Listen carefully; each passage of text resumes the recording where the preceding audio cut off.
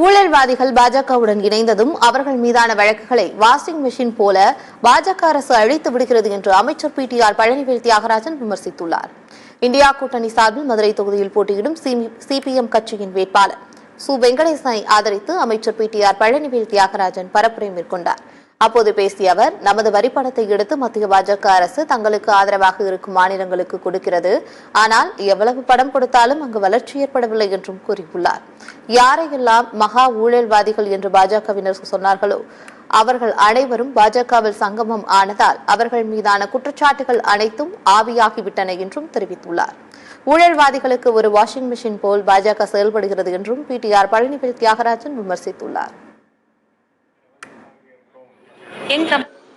ஒன்றியத்திலிருந்து வழங்கக்கூடிய வரிப்பணத்தை நம்மளுக்கு ₹1 23 கொடுத்துட்டு அவங்களுக்கு ₹1 2 கொடுக்குறாங்க.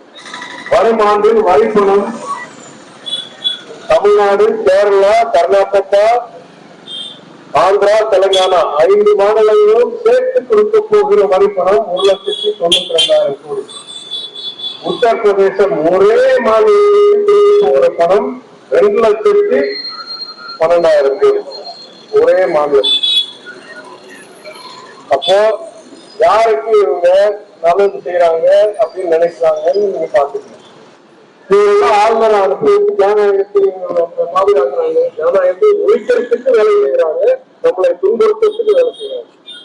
இந்த மாதிரி ஒரு அரசாங்கம் தேர்தல் பத்திரத்தை வைக்கும் இடி, ஐடி, சிபிஐ அதிகாரிகளை வைத்து என்ன செய்திருக்கு என்று படிப்படியாக வெளிவருது உச்ச நீதிமன்றம் தீர்ப்பிற்கு பிறகு. இந்த அடுத்தவங்களை பற்றி ஊழல்வாதிகள் பேசுறதுக்கு எல்லாம் தகுதி வாய்ந்தவர்கள். இவர்கள் நிர்வாக ஊழலை தொடர்ந்து செய்து கொண்டிருக்கிறார்கள் என்றது தேர்தல் பத்திர தகவல் வெளிப்படையாக கூறுகிறது. அது மட்டும் இல்லையென்றால் யாரெல்லாம் இவர்களே மகா ஊழல்வாதிகள் குற்றச்சாட்டு வைத்தார்கள். மகாராஷ்டிராவில் அஜித் பவார் பெரிய ஊழல்வாதி என்று சொன்னால் பிரதமர்